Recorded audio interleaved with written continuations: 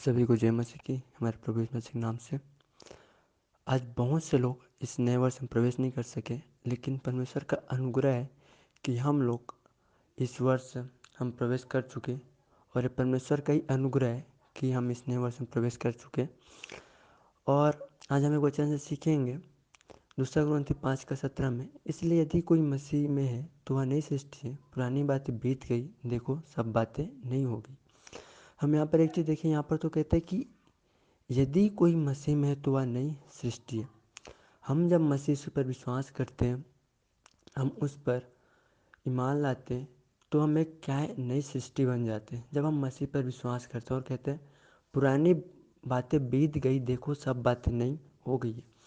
जब हम मसीह पर विश्वास करते हैं, जब हम मसीह के पास आते हैं, जब हम उसको उद्धार रूप ग्रहण करते हैं, तो हम जाने कि जो हमारे पुराना मनुष्यत्व था, जो हमारा पुराना चाल चलन था, वो सब कुछ मसीह यीशु मायने में क्या हो जाती है, बदल जाते हैं। हम उस पुराने कामों को छोड़कर हम क्या करें, मसीह के साथ उस नए सृष्टि में प्रवेश करते हैं। हम उस नए वाचा में प्रवेश करते हैं, क्योंकि हम जानते हैं कि व्यवस्था प्राप्त था और मसीह यीशु क्या जीवन देने वाला था। व्यवस्था का मतलब उद्धार नहीं होता, लेकिन मसीह पर विश्वास करने के द्वारा हमारे उद्धार प्राप्त करते हैं। तो जब हम मसीह के पास आते हैं, जब हम मसीह को उद्धार कर ग्रहण करते हैं, तो हम क्या, एक नई सृष्टि है। तो हमारे जीवन में जो भी पुरानी बातें हैं, जो पुराने संसार के जो चीज़ों को हमको भूल कर क्या करना है, आगे बढ़ते चले जाना, हमें आगे की ओर चलने को कहता है कि हम क्या, एक नई सृष्टि है। और नई सृष्टि हम जानते हैं कि सब बातें क्या होती है, नहीं होती। जब परमेश्वर ने बनाया तो आकाश, सब कुछ को परमेश्वर ने क्या किया, बनाया था। और जब हम वचन पढ़ते हैं प्रकाशित की किताब में, तो पता चलता है कि परमेश्वर क्या है, जब इस संसार में राज करने आएगा तो क्या होगा, इस संसार की हर एक चीज़ नष्ट हो जाएगी और क्या होगा, सब नई होगी, नया आकाश होगा, नई पृथ्वी होगी। तो हमें भी जब हम मसीह के पास नहीं आए तो हम क्या थे, एक पुराने व्यक्तिगत स्वभाव में थे, हम पाप में पड़े हुए थे। लेकिन जब हम मसीह के पास आते तो हम क्या है, धार्मिकता में साथ हम उसके पास आते हैं, क्योंकि मसीह उस धार्मिकता को देने वाला है। वो हमको क्या है, धार्मिक देखते हैं, और वही क्या है, उसके बाद जब आते हैं तो हम क्या होते हैं, एक नई सृष्टि होते हैं, हम नए हो जाते हैं।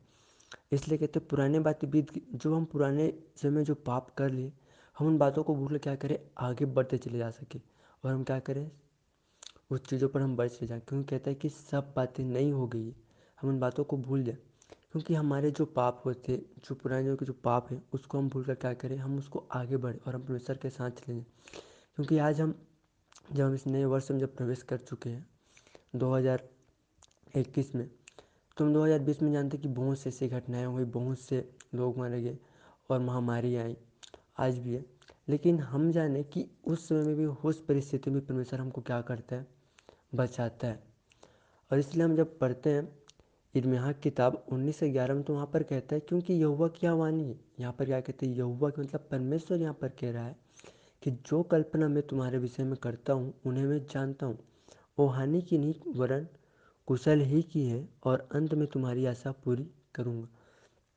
तो यहाँ पर परमेश्वर जो है बातें करता है और कहता है इस यहूदियों से कि जो कल्पना तुम्हारे विषय में करता हूँ, परमेश्वर जो हमारे लिए आज कल्पना करता है, जो परमेश्वर कहता है, वो क्या कहता है, वो हमारे लिए हानि की नहीं होती, वो हमारे लिए क्या होता है, उसने परमेश्वर जानता है कि परमेश्वर क्या चाहते हैं।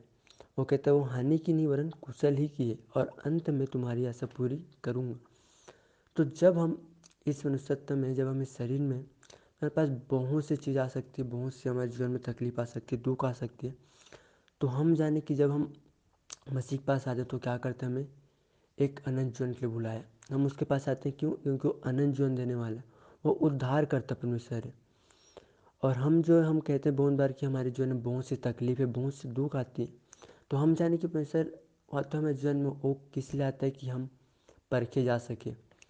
और ये हमारी हानि के लिए नहीं है, ये हमारे रुकावट के लिए नहीं, लेकिन हमारे क्या एक आशा है, उसको क्या करता है परमेश्वर, तुम्हारी आशा पूरी करूँगा। एक अंत में हमारे लिए क्या एक आशा है। और हम जब जब इस समय में जब हमें पता है कि मसीह यीशु आएगा, हमारी आशा आज समय में है कि मसीह यीशु आएगा अपने लोगों को अपने साथ ले जाने के लिए, हमारी वह एक आशा है। हम मसीह को ताकते हैं, हम मसीह की ओर देखने की, मसीह जब आएगा तो हमें क्या करेगा, अपने साथ ले जाएगा। और जब हम इस नए वर्ष में प्रवेश कर चुके, जब हम नए वर्ष में आ गए हैं, तो जो हमारे पिछले जीवन में जो हो चुका था, पुराने जो पाप थे, हम उसको भूल कर क्या करें, आगे बढ़े। और इस नए वर्ष में हम क्या करें, एक आनंद के साथ आगे बढ़े और हम मसीह के साथ जीवन को व्यतीत करने वाला हूँ। क्योंकि हम पढ़ते हैं इनमें इसी का 29 से 11 में, तो वहाँ पर कहते हैं कि यहोवा क्या वाणी है।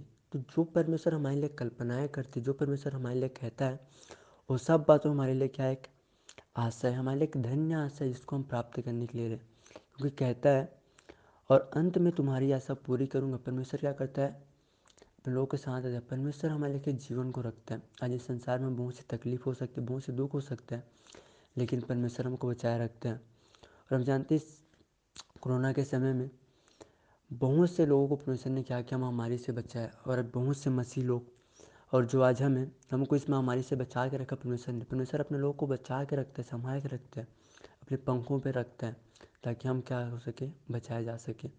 इसलिए यहाँ पर कहते हैं 2 कोरिन्थियों 5:17 में, इसलिए यदि कोई मसीह में है तो नई सृष्टि है। और जब हम मसीह के पास आते हैं तो हम क्या है, एक नई सृष्टि है। और कहते हैं पुरानी बातें बीत की, देखो सब बातें नहीं होगी। जब इस नए वर्ष में प्रवेश कर चुके हैं तो हम क्या करें, उस मसीह की ओर ताके, हम उस मसीह पर हम निर्भर रहें। क्योंकि हमारे लिए जो बातें हो चुकी हैं हम उसको भूलकर क्या करें, हम आगे बढ़े और नई बातों को देखें, नई चीज़ों को सीखें जो परमेश्वर हमको सिखाता है। हम परमेश्वर के लिए हम जीवन को व्यतीत करना हो सके, हम उस मसीह के लिए हम कार्य करना हो सके। इस वजह अंदर आप सभी को आशीष पहुँचे।